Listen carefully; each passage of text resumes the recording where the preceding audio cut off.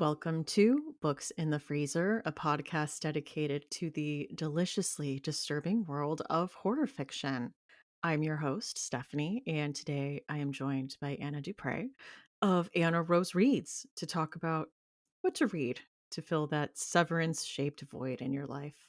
Remember, our picks are mysterious and important. Please enjoy each recommendation equally. I feel like we should be eating like cantaloupe I and know. watermelon or whatever the hell they We carved should herbs head out of. Oh, yeah, we should have had a little melon party. It's not too late Yeah. to do a dance party. Yeah. And ends debatably good or bad, so proceed with caution. Right, well, welcome to the show, Anna. To the Thank you main show, at least. Thank you so much for having me. I really can't tell you how excited to be on here officially in this capacity. Well, we are very excited to have you. We're talking Severance, because Severance, I think, is one of those shows that we messaged about constantly when it was on. Our theories, Absolutely. our thoughts, our heartbreaks, our everything. Well, that show made my stomach hurt in ways that are hard to express. The amount of stress that I experienced, and mostly because I didn't have a conventional viewing experience. What? My fiance had watched season 1 when it came out, and I did not, and we were not Mhm. together at that time. And so when season 2 came back, he puts it on and he's like, "Hey, are you worried about this being spoiled for you?" And I was like, "No, I don't have time to catch up on it, whatever." So he puts it on, Oh. and then I got hooked. But I knew like the big twist of season 2, like what was like hinted at really at season 1 and then into season 2. And so I knew. So then when I went back and I watched season 1, it was yeah, I would argue that it was more horrific because I knew the truth behind everything that was happening, and to see like Helly spin out and be as angry as she was, and all of it just made my stomach hurt so freaking. It was like the worst dramatic irony of knowing what was coming and and not being able to do anything about it. Oh my gosh, I can't imagine that. Like going back and watching season 1, knowing what you know. It's like it's very much more horror show. Like, I don't know if people would classify Severance as horror, but for me, that shit was horrific, is all I can say. I think it definitely straddles that line for sure. There are definitely horror elements. I think the premise in itself is horrifying. Well, it's really funny because whenever I heard about it, I was like, "Oh, how cool! Like, how great!" I didn't think about it that deeply, and I mean, The I used to the have like a procedure itself, you're saying, oh sounded no, good. Okay. yeah, well, yeah, I mean to have your work self and your personal self severed because I had like a really stressful job at the time, and I was like, "How great would that be if I didn't have to take my work home with me?" Right? But then I didn't realize how deep and involved it was. Like the little news snippets that you hear whenever Mark is like watching television about like how women are pregnant with like in their innie and outie, like they're not, they can't communicate with one another. So like, what do you do about that? I didn't think that deeply into it, and then the horror just set in. The more I realized the ramifications of what Severance actually was beyond just not having to deal with your work stuff at home anymore. Yeah. Like, oh my god, the experience of an innie in this has gotta be torture because you never sleep. You just you're constantly, I mean, for the Lumen innies, just at work. Your entire existence is work. Yeah, There is no break. There is no and it respite. There is there is no break from fluorescent lighting, and that of no. itself is so horrific.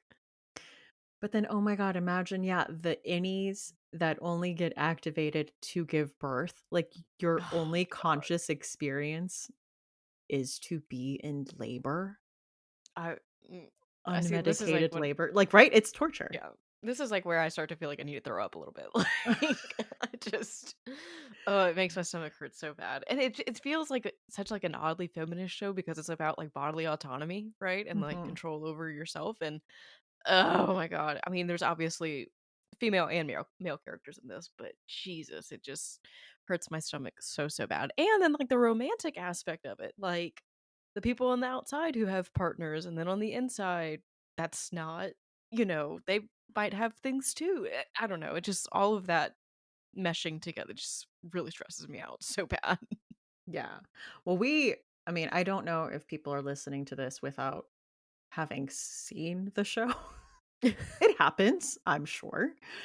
Uh, but essentially the premise for Severance is that in this world there is a procedure, and they tell you an irreversible procedure that they do in your brain where you essentially sever your outside self to your work self. And so like what that looks like is like you go to your job and you clock in, and then in the elevator like your consciousness like kind of stops there, and then when you open your eyes like your work self is awake. So as your outside self you would like go into an elevator, and then you would be like clocking out like that entire 8-hour span you would not be conscious for.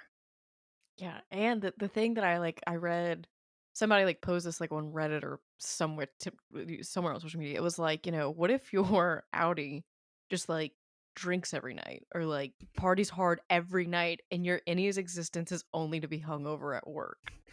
Like, because they can't communicate with one another. Like the Innie and the Audi cannot communicate with one another. Mm-mm. There is no like it could in essence be two separate people, two separate personalities. So like that was wild to me, that whole premise.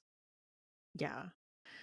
And it was so funny because Helly basically read my mind as I watched the first season, and I'm like, "Just write on your arm, write a note to your Audi, swallow a note." Like, she tries all the things that I would try. I'm like, "Oh, okay." She's like, I don't think I can express how much I love Helly. Like, she's the most punk, badass, like, oh, I am obsessed with her, and it, like, breaks my heart that her character goes through what she goes through, but I love that she tried all the things. She was like, "Fuck this, I'm out, like, I'm not doing this," and Mhm. quite literally went through everything that she could to get out. So, I mean, all the power to her, man. Yeah. I mean, it's a very well done show. It's visually very striking, and I do like that the kind of genre speculative elements allow it to kind of have this critique of capitalism and corporate culture in a way that doesn't seem too on the nose because it's not the main focus of the thing, if that Well, makes sense. yeah, and it's like it's not we don't even know what year it's set. We don't even know No, if we it's don't set, know like, in this anything. universe because, like, all of the cars that they drive are super dated, but I think that they also have cell phones. But, like, nothing makes any amount of regular sense. Like, Mhm. nobody can really pinpoint what year it is, what kind of world they're living in, like, all of these things. So, it's, like, completely of its own, but still very providing a lot of commentary on our world, so Yeah. Then in this later season, getting into the lore of Lubin, and it's like so weird and like possibly supernatural, and like what is going on? yeah, it got really culty at the end. It got Yes. very, I don't yeah. I don't think I fully understand it. I don't think we're meant to quite No. exactly yet. But the, with Miss Cobell and, like, all that Yeah. her role in that, I was like, "Holy shit, I didn't expect it to go that way." But I'm kinda here for it. Yeah. Well, we are here to talk about some recommendations. If you watch Severance and are looking for more books like that, but up front we have a few movies slash shows that kind of have a similar vibe. And I forced Anna against her will to watch Never Let Me Go. I don't know if I can forgive you for that one, I will not lie. Somebody else had recommended the book to me. I think it was Neil. I think it was Neil Neil loves that book. Robert. It's one of Yeah, our favorite books. I think he recommended it to me, and I bought it, and I just had made my way to it, and you were like, "You have to either read or watch the movie before we do this," and I was like, "Alright." And the time constraints, I was like, I'll do the movie." Mhm. Oh my god. Why would you do that to me? 'Cause I felt that it had relevant themes to personhood. I mean, don't get me And wrong.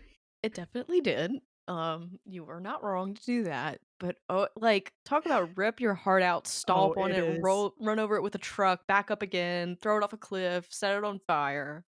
It is heartbreaking. It's so I've cried a lot at the end. It's got 2010 Andrew Garfield in it. Yeah. Also, that cast was stacked, I was not expecting. It's got, like, Keira Carrie Knightley, yeah, Mulligan. Carey Mulligan too, and, young, what's her name? Was, Ella Purnell, who went on to be Oh, in Yellow Jackets. was she, like, with the younger version of them? Yes, Okay. whenever they were in school. I was like, hold on here, and in my mind, 2010 is not that far away. That's 15 years ago. In case anybody wants needs the math on that. Oh my god. So I was also having a cultural existential crisis watching this film about the passage of time, in addition to having my feelings hurt repeatedly. So yes, Yeah.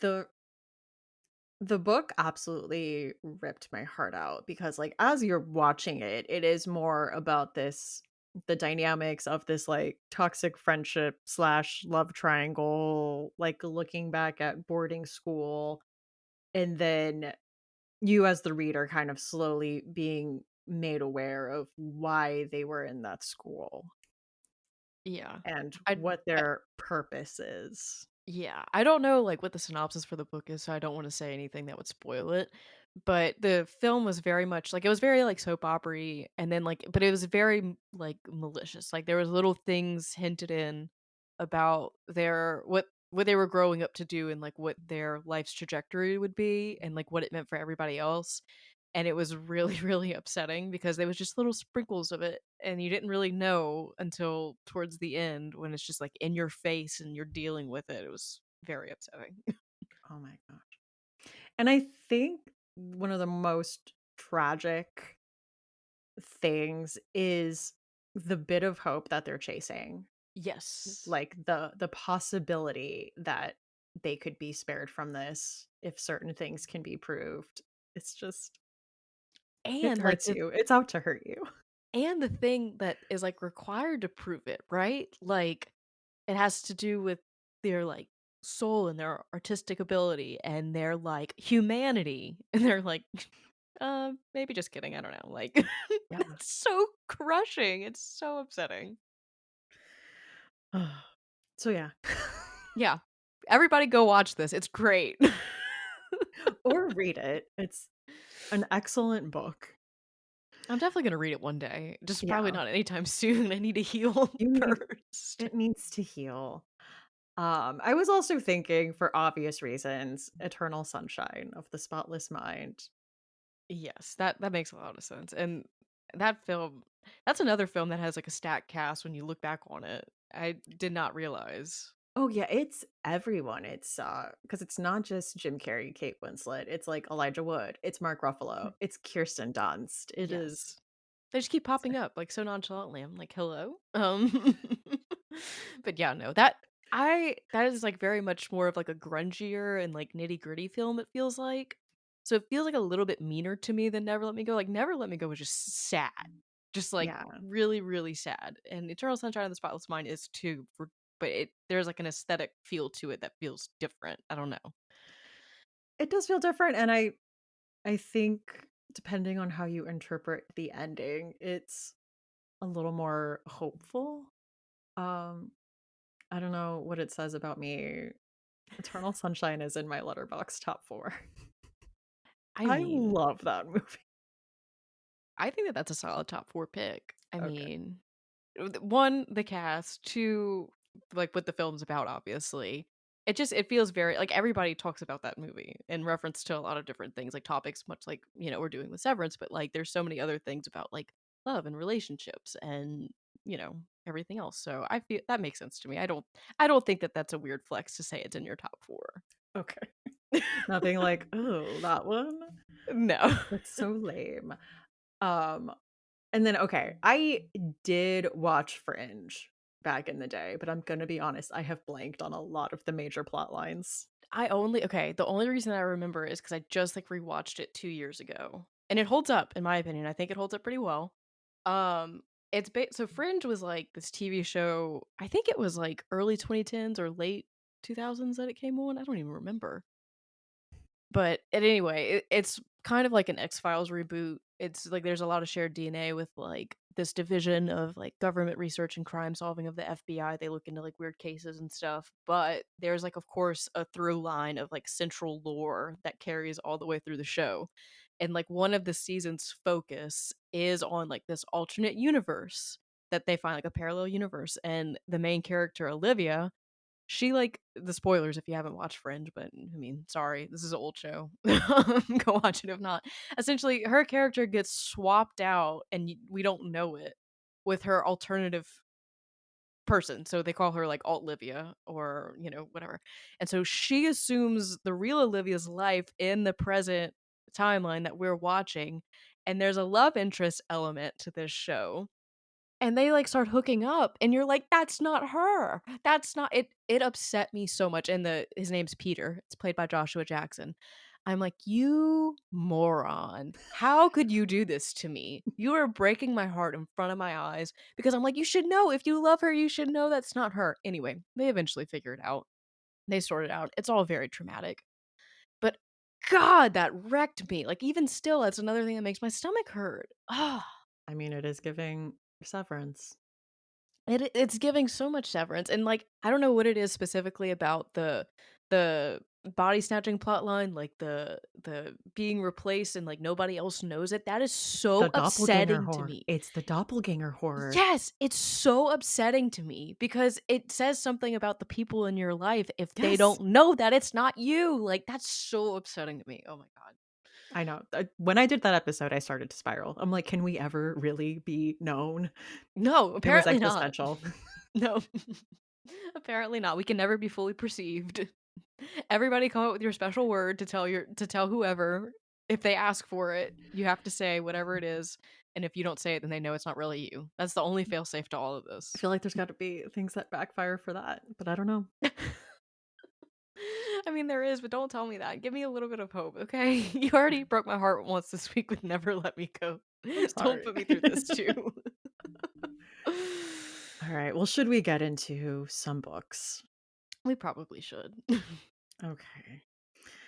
I wanna start out with my most recent read of these, and that is Immaculate Conception by Ling Ling Huang. Ling Ling Huang, who wrote Natural Beauty, which was 5 out of 5 stars. So she's 2 for 2 on this. Okay. She's going to be cemented as a favorite, I fear. Okay. And since this is my most recent read, I feel like I'm probably going to ramble the most about this I love because. rambling. Go for it. Okay. Let her rip. So this is set in a universe in America where a billionaire has put in these art installations around the city that essentially serve to separate the higher class from the lower classes. And I know what you're thinking. What infrastructure that would cause a separation in privileged versus lower privileged people? That would never happen here. I know.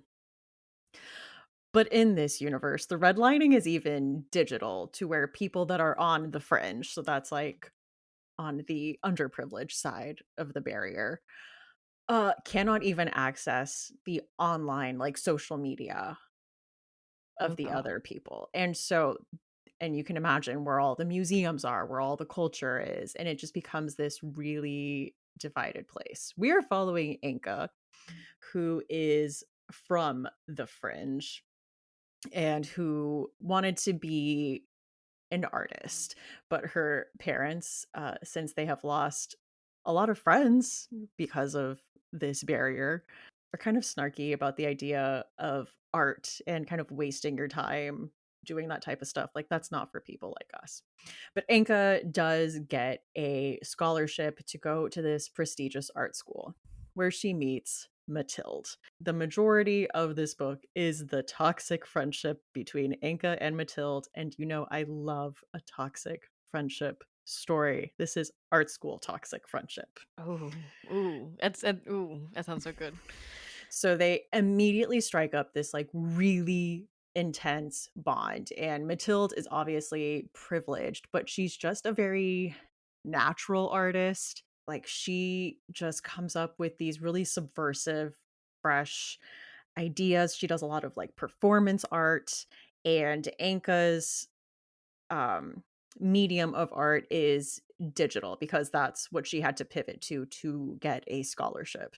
So she already feels kind of resentful towards Mathilde that she got to pursue like painting, which was something she had to give up to get the scholarship. Like there's layers. And Mathilde's star begins to rise, and Inca becomes desperate to keep her close. And then while they're in art school, there is essentially this kind of Gen AI program that people can start using that kind of renders a lot of their art they feel obsolete. And so it's this like earth-shattering moment for a lot of people in this art school, and it's like who still gets to make art in this world. And then Anka marries a tech billionaire, and his family created a technology that is supposed to enhance empathy. Oh, dear. And There's so much yeah. happening. Oh Oh, this my is god. that's why I'm like, this is the one I'm probably gonna talk about the most. Um, and I don't wanna get into too much about, like, what the technology is, but Anka and Mathilde already kind of have this bond where they are, like, really codependent on each other. Like, one of their friend things is, like, "You breathe in, I breathe out." Like, Oh that's god. like, it is, like, intense. And so they do this procedure, and it is very much like, where do you end and where do I begin? This sounds horrific. Absolutely horrific for so many reasons. Oh my god. I was, like, enthralled, though. No, Like, there are so many things happening, and I'm like, "What?" no, I need to read it. No doubt. But like I'm trying to like piece together where oh my god. The where you end and I begin and the empathy and the oh it's so much at once to like pick apart and it's so relevant to right now with like all of AI and generative Mhm. AI and I everything else. It is, and I feel like that's going to be the next wave in fiction that we're Oh going to yeah. see. So we have this, I know, like, Nat Cassidy's working on a book. I think Paul Tremblay's next book is Well, Paul about Trim AI. Yeah, he had he's his been in little the trenches. yeah, he's been in the trenches with that, and his little middle grade novel I should say little, it's not little, it's just shorter, another I feel like taps into the same messaging, I just Yeah. read that one, and I yeah, I think we're gonna see a lot of it because it really like, we're all I think all of us who are in the book community, or most of us, I should say, get why AI is terrible and we're all about originality and creativity and like really leaning on those things. Like maybe if we don't write, like we might draw or paint or like do other creative outlets, right? And so like when you read fiction like this, it still feels very personal because it's coming for like it's like maybe not our livelihood, but it's our creative spark. It's the thing. It's still something that matters a lot to us, and that's what makes it to me so much more like existentially terrifying to read books like this. Yeah. And I think it definitely comes through in this book, and like the despair of people who have given their whole lives to art and kind of feel like overnight, like, what am I Yeah, even what do you do? doing this for? Like in the book, she's been working on an installation for like months, and then she sees and like her idea is on there. Oh my god. I She would was throw like, up. I would throw up. um, yeah. And that's just like one layer to the story. There are so many layers, but it's there are a lot of eternal sunshine type themes and similarities, like, with the procedure itself. Like, I felt like in the scene where it's happening, I'm like, "Oh, yeah, this this seems familiar." But I read an interview, and she was talking about how, like, when social media really started to be rolled out, it was kind of under the guise that this is going to enhance empathy, like, being able to see how other people present themselves online, being able to, like, put yourself in another person's shoes would enhance empathy, and I'm like, Oh. I don't think it went that way, N TBH. no, no, that's a very rose-colored glasses viewpoint of that. I appreciate it, but I don't think that that's the reality. Yes. So, yeah, I was thinking the kind of a dark side of technology and brain procedures and the human cost of that for Yeah. Immaculate Conception by Ling Ling Huang. Yeah, I can see that for sure. Okay, so I'm gonna preface this by I feel like a lot of my picks feel the same thematically in terms of like the themes with Severance of like personhood and like split personality or dual identity, however you want to kind of look at it. Um, so knowing that, I'm gonna start with my first pick, and that is The Redemption of Morgan Bright by Chris Panettiere. This is a novel where a woman basically voluntarily commits herself to a woman's insane asylum to figure out what happened to her sister, who died under mysterious circumstances, like either directly following after her time there or while she was there. I can't really quite remember the timeline on that, but basically to do so, she has to like assume this identity. And the lines between the identity that she assumes and who she really is kind of begin to blur on top of the horrors of this institution and like what's really happening there. Um, it's a really, really dark novel. Like Chris really went there with this one.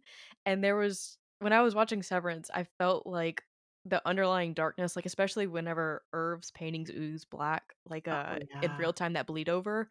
And kind of like how that translates to Morgan's like identity crisis that she's having and like the flashes of like what she remembers, and especially the way that Chris wrote the book, you're finding out in real time what's going on, and then also you're getting flashback pieces to her relationship with her sister.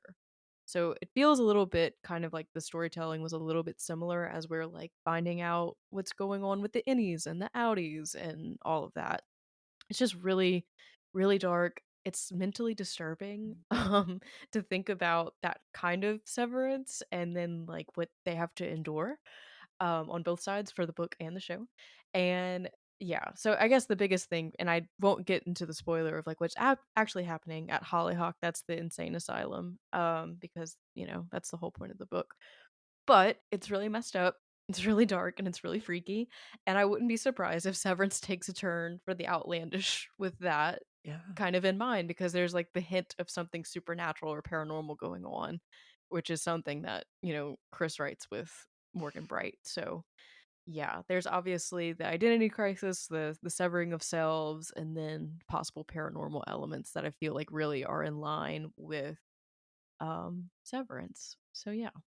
Did you read this one? I didn't. I've heard really good things, though. It's very intense, like, the end, I still there's, like, an image that I have from the end that if it was, like, a painting, it's very haunting. And, like, honestly, it feels a little gothic too, I'm not gonna lie, because everything feels, like, very removed. Oh, and the setting too. The time is not really known in Morgan Bright. It's, like, it kind of revealed towards the end, like, what you're thinking. It's kind of, like, maybe the future, maybe it's not. Mhm. And I think it also says something about like our social values. Like you would think like we're moving progressively forward, right?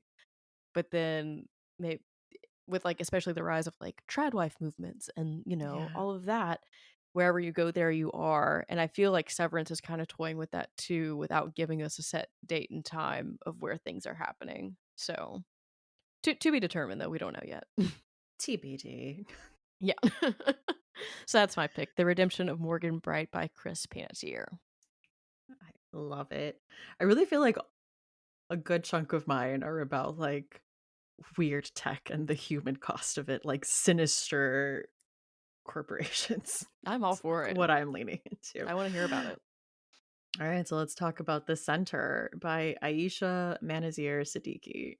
And this is about a woman named Anissa who dreams of being a translator of great work.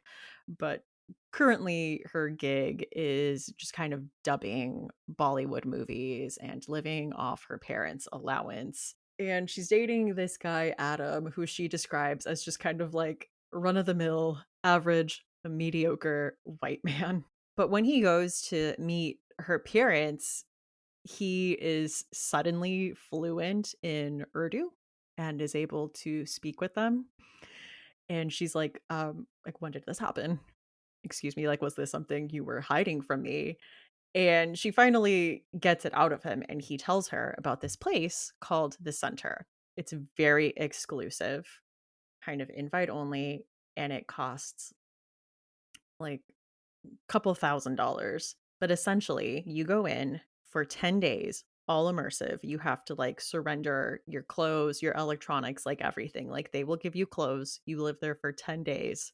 You will come out fluent in whatever language you choose. That's intense. And so she gets in, and decides to do it for German. So you kind of follow her as she's there, like checking in, getting the clothes, being led to her room, like what she does while she's at the center. And then, as promised, like when she leaves, she is fluent in German and kind of begins pursuing that dream she had of these like forgotten classics that like now she gets to put her name on as like the translator of these forgotten classics. But she's still very intrigued about the center. So she goes back and kind of tries to get in with the people running it and discovers what is going on at the center. How does this work? What is the human cost of this promise? This sounds like the most messed up version of Duolingo, like, ever. It is. Like, if the Duolingo owl, bird, whatever it is, ran a very nefarious tech company, which, hey, it might be for all we know. This is actually what the Duolingo bird is doing, probably. I wouldn't put it past him. I mean, I agree. I've seen it. I've seen He his he's got TikToks. he's got a sinister energy, and It does. It's very sinister and it's very chaotic, so I would not be and surprised. and when I skip my lessons, I get very sinister emails, so I wouldn't put it past him, TBH, Yeah, well, to be honest. sounds like he's Uh, been busy. and this is also part of the Gillian Flynn's imprint. Oh, yeah, yeah, yeah, yeah. Um, that is The Center by Aisha Manazir Siddiqui. Wonderful. I can't wait to go read about that nefarious Duolingo bird. Anyway, my next pick, it's actually a trilogy. It's the Wayward Pines trilogy by Blake Crouch. And if we want to like just pick one, the first book kind of gets into it, and then you'll learn more with books 2 and 3. And I'm gonna do my very, very best to not spoil it if I can help it. But this is another kind of like split self. Also a little bit like the technology is here, but should we really use it for this? Like, what's the ethics of this? Mhm. And where does it leave us in the future?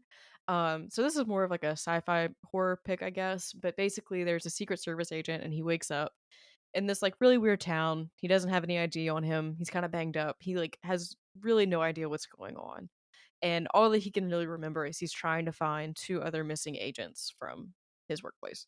So he kind of like comes to, he's in a weird hospital. He's like trying to get answers and everybody's just acting like really really weird. And basically it gets revealed that he he did not, I don't know how to say this without spoiling it. I might just have to spoil it. Um, all of the vibes are just, like, the worst kind of off. Um, and it's revealed that everybody in the town had made a decision, their past selves had made a decision for their future selves in the event of a really bad event happening to the world. And they are not aware of what their past selves signed them up for, but as this thing kind of blows up and everybody starts to come to the truth of what they signed up for, the reality around them like kind of begins to crumble, and then the reality of like the world around them is revealed, and it's like high action. It's very weird shit, so like very sci-fi. I would argue that it's horrific for one, not realizing what your past self signed you up for as as a future Yeah. self, a different identity, and just like the truth of what's going on around them. It's very dystopian, I'd say, like, towards the end of things. Um, but there's also a lot of drama. Like, for instance, there's, like, marriages and relationships that were forgotten or dismissed because of, like what happened in the past versus what they agreed to in the future. So once the reality becomes available to them, which I think happens in like book 2 or the end of book 1, they have to contend with, oh, this was my life before and this is my life now, and like these people are here. It's a whole thing. So it's very, very dramatic. It is one of the best audiobook series that I've read too. It does phenomenal on audio. And then they're very, very quick reads because, like I said, they're very fast paced. So I recommend these a lot. And just the ties to Severance about basically a version of yourself agreeing to something that another version of yourself may not totally agree with Yeah. is very, very trippy to think about. So that is my pick for basically all of the Wayward Pines trilogy by Blake Crouch. I watched the show Yeah, I when remember. it was on. I think I watched like the first episode of it and I didn't make it very far. The books were so good, and I don't know if it just didn't live up to the hype for me or what, but I wasn't compelled to keep watching. That's fine. Um, okay, before I switch gears into, like, books that hit a different part of Severance, I just wanted to quickly mention The Candy House by Jennifer Egan, which is not horror, uh, Is it the at last all. name? Oh, I didn't even think of that. Oh my god, yes. Of the Severance Egans. Yes. So The Candy House is her sequel to A Visit from the Goon Squad, which I loved and won a Pulitzer Prize. So, if you've read Visit from the Goon Squad, you know it's told in these short stories from different character POVs, but they're all like interconnected. So she kind of does a similar thing in The Candy House, except in The Candy House, one of the characters has invented a kind of a new technology, social media, where people can upload their consciousness and you can access like other people's memories and consciousness, and kind of exploring the effects of that and like Is the this people. is this also to promote empathy? Is this also the I mean, original goal? yes, Much like but social media? essentially, yeah, but it's like, yeah, the promise of things versus like the reality of it and the cost. And you follow like certain characters who, opt out of this and are off the grid and like, are holding on to what they believe. There's a really heartbreaking story about a girl who um remembers like the one good trip she had with her dad, and it's like this memorable trip, and she looks up what his point of view was, and he was annoyed with her being there. Oh Like my he did not god. want her there. That's And so so upsetting. it's so upsetting. Um and like if you want to be able to access the like database, you have to opt in. So there's a lot, but the quote I really like from it, that's kind of the big quote that the title comes from. It is a reference to Hansel and Gretel, obviously, but it's nothing is free. Only children expect otherwise, even as myths and fairy tales warn us. Rumpelstiltskin, King Midas, Hansel and Gretel. Never trust a candy house. It was only a matter of time before someone made them pay for what they thought they were getting for free. Ooh, I like It's that. not like a I love very sinister collection. Like that's not like the vibe of this, but I just thought it as a touched sensitive on a lot as a of. sensitive person, this sounds very sinister. If I found out that the people that I, like, love hanging out with were annoyed with me, oh my that'd be the end of me, I'd be Oh, done. oh, that is no, that is my worst nightmare. I'm like, I actually don't want to know. Please don't tell me that. Please don't. Just let me live in my delusion, please. Leave me to my delusions. Oh my god. Okay. Sorry. So that is The Candy House by Jennifer Egan, canonically of the Severance Egans. Yeah. One and the same.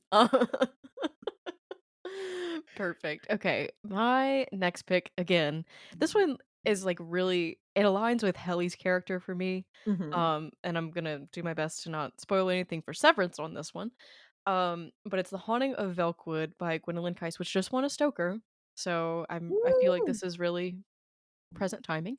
But basically, The Haunting of Velkwood is about this subdivision that is called the Velkwood Vicinity, and it is basically people say it's haunted, but it's in its own bubble and it's stuck in the 90s. And so essentially the people or the ghosts that live there are reiterate or iterations of the people who actually live there. They're just kind of like on a loop. They're just existing there, nothing ever changes, and then to the outside world, like in present day, nobody can get in. And like the government has taken interest in it. They're trying to research it and figure out what's going on, like what caused it, and like all this stuff. And there's one girl, her name's Talitha, and it was actually like her dad's subdivision who developed it. And one day she is able to go in. She's able to enter the Velkwood vicinity. And so she is then forced to contend with like the ghosts that are there. And then in addition, like she has other friends who she grew up with who kind of judge her for her decision to go back in to Velkwood. And they're kind of contending with like their past and their current state. And it's a big to me, Velkwood was a big reckoning of like living authentically, who you were in the past and the confines that you had of the past versus who you are presently and the maybe freedom that you have in the future to do as you wish.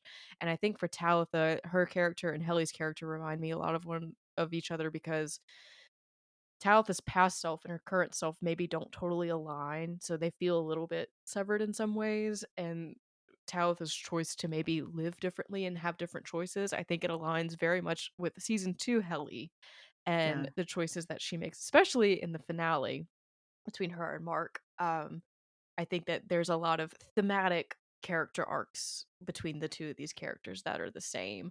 Plus, there's always like, the government tech side of the research, I think kind of is a little bit related to Severance because the work is mysterious and important. I think that that would also apply to the Velcroed research, right? Yeah. And nobody really knows what's going on, like what they're doing with that research with the data that they're getting.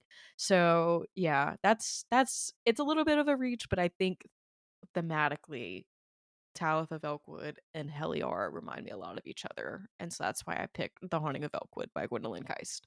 I like that. I loved The Haunting of Elfwood. It made me cry. I was Yeah. very touched by that story. Okay. My next pick is A Short Stay in Hell by Stephen L. Peck.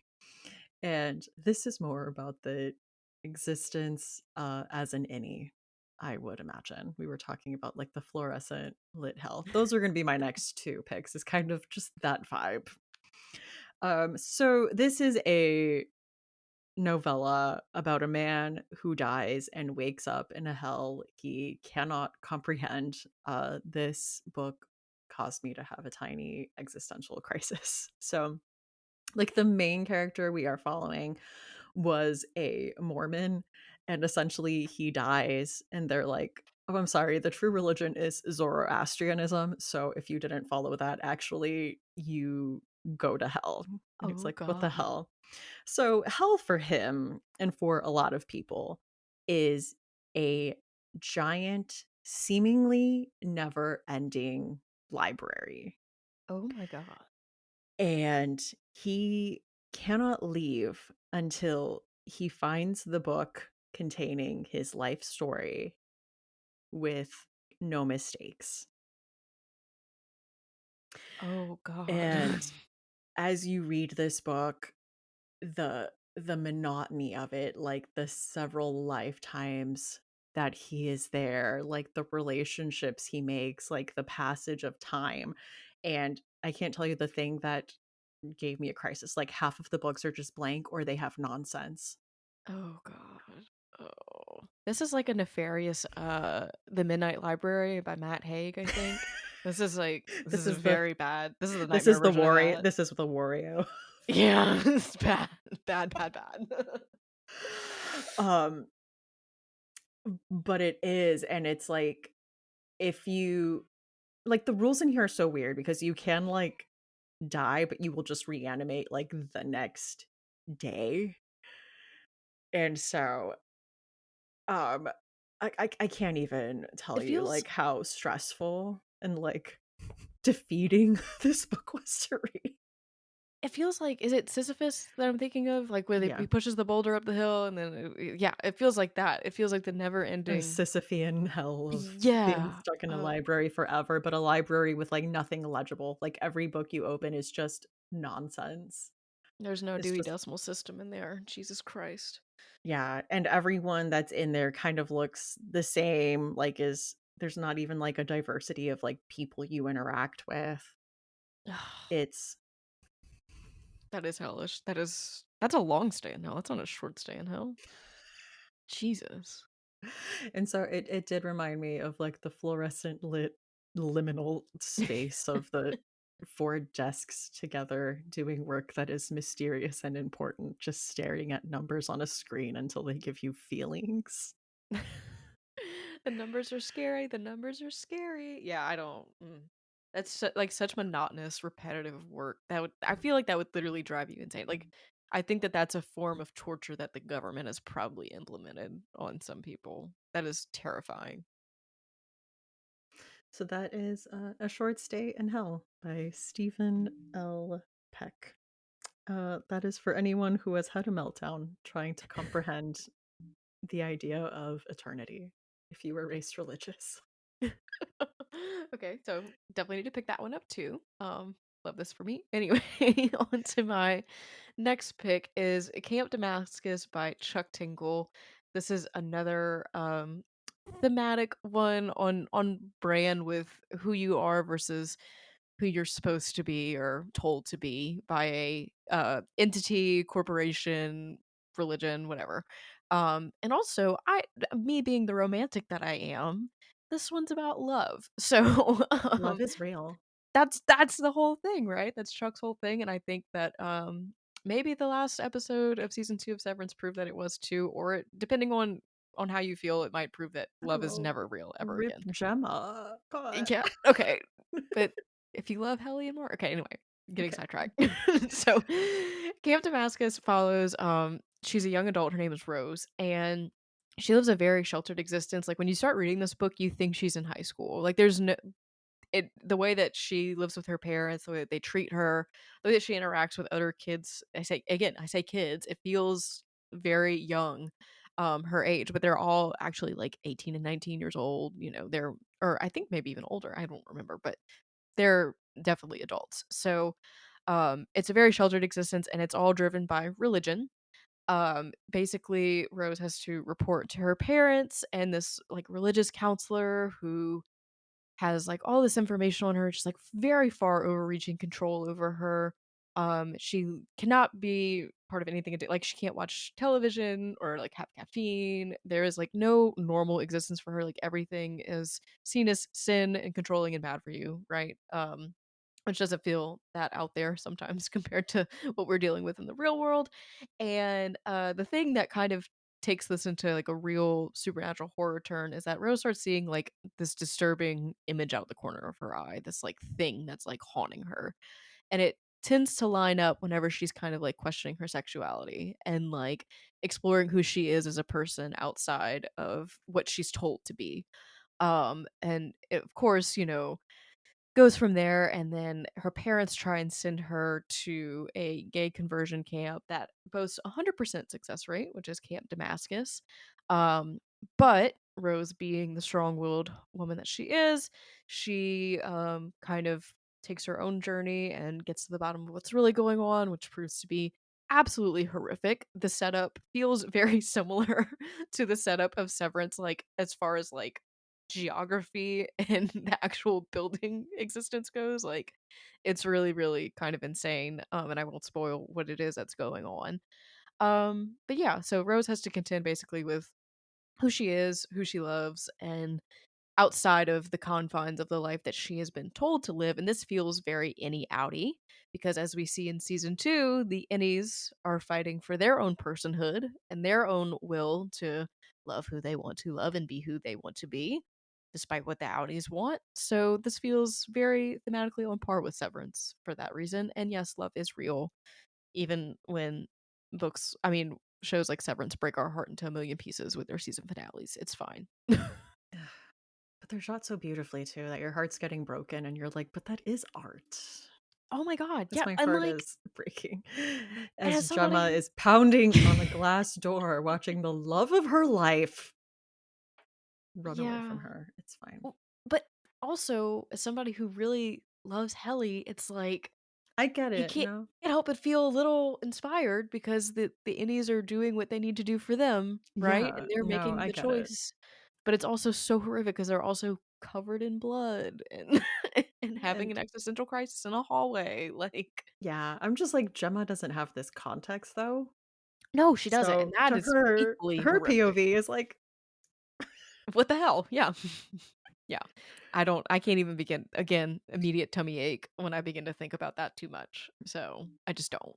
yeah, yeah. But I loved Camp Damascus as someone who grew up like religious. It felt very accurate, and I was actually really surprised to learn that Chuck Tingle like did not grow up religious. Like this was not written from his own experience. But No, he got it right. I I'm like, mean, dang.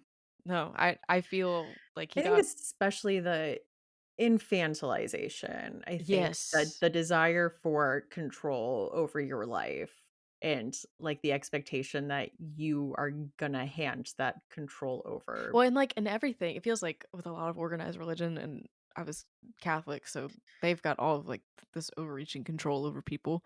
Mhm. It just feels so like, it's a lot of entitlement. It is. It's a lot of entitlement, and it's a lot to deal with whenever you don't, um, you don't align with those values anymore, so My final pick is We Had to Remove This Post by Hannah Bervowitz. This was translated from Dutch. And this, again, is in the fluorescent lit liminal basement of the Lumen Corporation vibes. But this is about a content moderator, Kaylee, who works for a social media company, and she works like essentially in this basement, and just her job is to go through these things and just classify them and flag them as like yes good, no, bad. And her job is just being this human filter for all these things, and it's about the way that the job starts to affect her and the way she views the world and in her personal life and how it affects everyone on the team. Like people start to crack under that pressure. The way that they do their job is really like drilled into them. They'll be called into a room and shown something and been like, okay, how would you classify this? And they would say like, okay on this front, not okay on this front, it doesn't meet this criteria, so actually it's fine. Like, and they do it like mhm. militantly, like without even thinking. They are these human filters. But it is about doing that in this like basement fluorescent room with like no lights and just looking at these images all day. Like there's a scene where she's watching a live stream where someone is talking about hurting themselves, and she's talking very clinically about at what point she can step in, just like Mhm. the absolute emotional remove she has watching stuff like this. It's a Yeah. little more quiet and vibey of a horror novel. It's like a little more lightly insidious side. Oh, So yeah. it's not super fast paced, but it's short, and if you are looking for those vibes, I would recommend it. I talked about it on the social media horror episode. So that is We Had to Remove This Post. Yeah, Like, that is, somebody who had a job that was not far removed from doing that is very terrifying and upsetting. And like the most trivial shit, like the most borderline laws of like, oh, this constitutes this, but not this. And like it's about the intent, man. The intent's bad. Why mhm. can't we just go off of intent here? You know? It's so upsetting and frustrating. It's upsetting that there is, rubrics in place. Like, I don't know, Yeah. that the fact that someone it happens so often that someone had to say, "At this point, this is the Yes. point that it's okay. At this point, it's not okay." Exactly, yeah. It's so upsetting. If you think about it too long, you honestly can't because you will go crazy. Alright, I have my last pick, which is it's more of a fun vibey pick. Hey, Especially with the end of season 2 of Severance, I couldn't help but get Misery by Stephen King vibes okay. because, you know, Annie Wilkes. Sure. knows no bounds, and she does not want her good best author friend that she has kidnapped and abducted and held hostage to rewrite a novel that she wasn't happy that he wrote to leave ever. So, she will do anything, including very strong acts of violence and drugging Paul Sheldon until he, complies. So, I guess the thing with Severance for me that drew this parallel is the end of season 2 when the Innies are kind of staging their uprising, their escape, their whatever. There's, like, a lot of, like, I don't know what the word is for it, but, like, old school terror and horror. Like, they brought out the goat to sacrifice. Yeah. Like, for what? Like, that was I was so The violent. elevator kill? The elevator kill? Oh my god, I screamed. I like I that was did so gory and so violent, and it made me think like, "Oh my god, these people are prisoners here." Like, I mean, obviously they are by the confines of Severance, but to see it enacted in that way, like physically, was a different it felt very different entirely. And it gave such like imprisoned, you are here to do this work and only do this work. And that is basically Paul Sheldon underneath Annie Wilkes's regime. I So mean, you're not wrong. Yeah. it's a bit of a reach, but I No. could not help but think of that book whenever I saw the end of season 2. So, Oh my god. The end of season 2 is great. The it's the like my whole, like, favorite marching thing. band orchestra. Yeah, it's like my favorite thing and then also the most upsetting. Like, especially that last shot. Like, it's so gorgeous and the lighting with the red lighting up the hallway gradually, and they're all covered in blood, and the longing looks of like both terror and love. Oh, there's so much happening and it's so upsetting. I love it so much. I don't know what it says about me that I love it so much, but I just do. I love Seth. Mr. Milchick. I love how he commits to every bit so freaking hard. No matter what is asked of that man, he is just like in it to win it every single time. I have, Conduct a like marching band, I'm there. No he questions asked. he is there. I have a bit of a confession. I Okay. think if I was there, I would have a crush on Mr. Milchick, and I would be like, "Guys, we need to listen to what he's saying. Sorry, Mr. Milchick." You would be a kiss up to Miljack? For a little bit, until obviously it wouldn't go well for me, and then I'd be like, "Fuck this whole establishment, actually." I mean, I kinda get it, but I don't know, he smiles a little too much for me. That's true. I I'm like, "You gotta cut that crap, dude. Nobody can be this happy underneath fluorescent lighting. Please stop." I watched an interview with him, and he was talking about, like, yeah, how, like, the smile is, like, on the knife's edge of, like, sinister and, like, sincere, but it is that, like, it's sincere to a point, It and reminds then me of whenever I read The Stand, whenever Harold's, like, in the mirror practicing smiling, and, like, I could just imagine Milchick's like, "I gotta get the smile right," you know? And it's, like, his poor performance eval that they, like, nitpicked his stuff apart. Like, I do empathize with him because they would fuss at him if his smile wasn't whatever. You know, that's the kind of place that Lumen is. yeah. So maybe I would be like Dylan. I would be, like, really into my rewards and having a good rapport, and then be like, "No." No, Like, part of the the resistance. switch would flip. Yeah. I mean, I could see it, I guess. I don't know, the smiling man. Off-putting from the beginning. Can't do it. But he gives us dance parties, Anna. I don't think that that's enough for me personally. I appreciate the thought behind it, but personally, I'm gonna need a little bit more than that. Just me. Well, Just you me. don't know about more because you're an innie. This is your entire life. You don't have that context. I think if I was met with the reality that the innies were, I would react like Helly. I would start throwing Oh, speakers yeah. at Once I the first knew, person I for see. sure. Um I think I would like, or at least I don't know what I would do. I would like to think I would rage against the machine immediately. But who's to say, you know? Who's to say? Yeah. I think, unfortunately, I was a teacher's pet.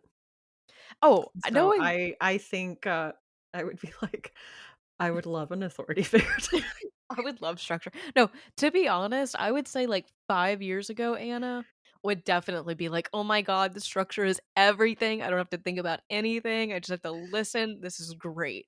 But lately, I think I've just been a little too angry to fall Oh, in line with no. that. And I relate to that.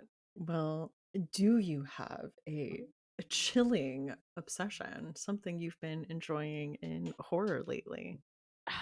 Okay. So in general, I'm gonna be sappy a little bit, but I went to my first StokerCon, as you know, because you Woo! were there with me. And I had like a really good time. And like apparently it was very apparent that I had a good time. Everybody was like, you seem very happy. And so that was hearing that was like really cool. Um, so I guess my chilling obsession lately is one, I felt like really re-energized coming back from Stoker about like leaning into my creativity. So I'm trying to do more like drawing, painting, more of that stuff. And I felt better in general about like reading and reviewing. Like you kind of get a point where you're like, I don't, not that you don't know why you're doing it, but like, especially with the state of the world, it's like, ugh, what do we do? Like, why? Like, it just feels a little lonely and like a little quiet. But then whenever you Mhm. get to go to an event like that and you spend time with people who like are really into the same things you are, it's really re-energizing. So my chilling obsession is just getting back to being really obsessed with horror again, I guess. Like I'm all about reading all of the horror right now, watching all of the horror that I can. I feel like I'm really behind on horror movies. I need to get caught up. I feel like the last one that I saw recently was like Companion, which came out at the beginning of the year. Um, so yeah, my chilling obsession is falling back in love with horror and like promoting it and getting the right horror in the right people's hands. So that way everybody else can love it as much as we I love that. Oh my gosh, we had so much fun do. at StokerCon. So I don't know if much. people know, we did karaoke. We are We both karaoke for the buds first now. time. I will recommend if you have never done karaoke, I think what I loved is that we had live band karaoke. Oh my So god, the best you failsafe. can barely be heard over a live drums and live electric guitar. It's the best. It's the best security blanket. I mean, like, I still haven't been brave enough to go back and, like, watch the video of it. Like, I don't think I ever will. I'm just gonna trust that it happened. I was very nervous because I had never done karaoke before, and Stephanie just signed us up, and I was like, "Okay, this is what we're doing." I'm really glad that I did it, and I've been thinking about it. This is what's, like, really funny to me. That was on the 2nd day of us being there. That was the first time I met a bunch of people in person for, like, the very first time. Like, Emily Hughes like, gave her a hug, went go do karaoke. Like, That is their I first impression of you. It was like, "Nice to meet yes. you. I am screaming my own worst enemy from the stage." Yes. So, like, if you ever needed to be pushed out of your shell and to, like, determine your levels of comfortability around strangers, yes, karaoke is the answer. But it's a quick way to make friends. Like, it's just like there's you don't have to worry about being embarrassed anymore about anything ever. It's a great time. Highly recommend 10 out of 10. That was so fun, and you're right, I do feel very re-energized because, as you know, I mean, you have a podcast too. The thought of, like, it being summer and me sitting in front of a computer editing, I need Yeah. motivation to do that. Yeah, no, same. And like it just kind of feels like sometimes I feel like I end up I'm sure I don't know if it's in my head, I mean, but I feel like I'm saying the same things over and over again or like on the same things over and over again. And I'm like, "Oh my god, I need something to kind of like get me out of this rut or like to, shake it up a little bit." And then just like being around everybody who's so like smart and insanely talented and like just so freaking creative helps so much to like change your perspective on things or like maybe approach things differently. I don't know. It was just very, very nice to have that experience. I mean, Mhm. it's just plenty of fun too. I mean, socially, it was so much fun. Yeah. It's so yeah, it's just cool to, like, see people in real life that you only interact with online, and you're, like, literally putting faces to names. Yes, it's a very, very nice feeling. It's very wholesome. It's very reassuring and like community, like, and we keep talking about like how important community is, right? Like reliance on like actual humanity instead of technology. And like that was, if there was like any one experience that was the proof of that, I think it's Stoker. Mhm. It'll be here in Pittsburgh next year Hell for the yeah, it next will 2 be. years. I'm pumped. Mm. I'm counting down the days now. I know you messaged and you're like, 364. Yeah, I was like, I gotta stop this. It's just gonna get really annoying after a while. Okay, but I have another question for you. Anna, what is your final girl song? Dude, I've had this song picked out for forever. I texted Stephanie, I was like, "Can I make a confession to you?" And I don't know if that stressed you out or not because it was kind of like a cold text, just kind of random. But I So have had this song prominence? Okay. a little bit, yeah. I've had this song picked out for forever, but it's called "You First" by Paramore. And one, it's a kick-ass song. I love Paramore. I saw them in concert, and it's I think behind Foo Fighters, they're my favorite concert. Like, just Hayley Williams is this tiny human that does not stop moving and screaming, and it's phenomenal. It's so much fun. So I saw this live, which was really, really cool. But on top of that, if you listen to the lyrics, there's like a legitimate line about slashers in it, and it basically reads like, "Which wolf wins? I guess it depends. We have to wait and see." Whose appetite's the biggest. Turns out I'm living in a horror film where I'm both the killer and the final girl. So who are you? Ugh, chef's kiss. Just like I love that so much. The vibes of it are immaculate and it's everything to me. It's a very upbeat song, so if I was facing down my slasher, that's what I would want my soundtrack to be. I love that as a choice. It's a little on the nose, but I mean it's just like too perfect, you know what I mean? There's nothing wrong with On the Nose. I could see it. I see the movie. I see it Yeah. happening. There's a I see T-shirt. They've tomato literally sauce. put out like limited edition They have graphic merch? T-shirt. Yeah, I bought it. I spent way too. It was you know how they do. They Yeah. upcharge for those. And but I bought it. I was like, I can't not have this, and I don't wear it. Like I saved it just to have. Like it's just it's one of those weird things. Like I just need to have this in my house. What does it say? It's like got the silhouette. It's I'll send you a picture of it, but it's Oh, like a door that's opening and like it's red lit, and it's like the silhouette of a girl, but the shadow is the girl with the knife. Um, so and it's got like you first on it at the bottom and like killer final interesting. girl. It's a very, very cool. Ooh, Yes, big fan. I like it. Yes. Where can people find you online? Oh god, I'm everywhere. You can look, you can't get rid of me. Once you find me, I'm there. I am on Instagram and threads as Anna dot Rose underscore reads. I think I'm on TikTok and Blue Sky and I think Twitter still. I don't know. With Anna underscore Rose underscore reads. Just search Anna Rose reads and you'll find me. I'm on you. All of my podcasting stuff is also on YouTube, Apple Podcasts, Spotify. It's the same name. It's just Anna Rose reads the podcast. I do author interviews. I also kind of want to do like other fun episodes where it's not just interviewing. I kind of want to do like year end recap or mid year recap or what I'm looking forward to, or just like having people on who aren't necessarily authors to like talk about this thing in horror right now. I want to start doing some fun stuff.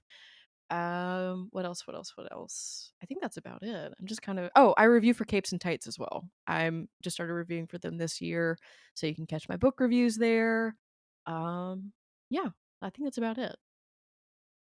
Oh, right. And I highly recommend checking that out. I love that you're like, you can't get rid of me. I don't know why I thought of those TikToks of like the people that print out those like Nicolas Cage. I just hide them everywhere. Like everywhere you look, there's Nicolas Cage. You can't get rid of him. I'm gonna do that for Stoker next year. I'm just gonna print out a bunch of little pictures of me and leave it all over the place for people to find. You really cannot get rid of me. It was like me with stickers this year. I would be like talking to someone and be like, "Do you want a sticker?"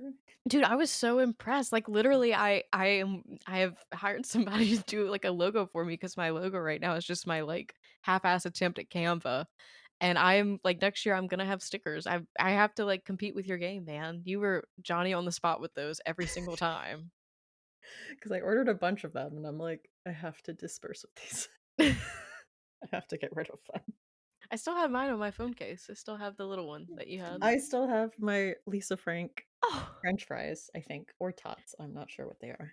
there's God, not not the tater tots. not the Let's not open that door.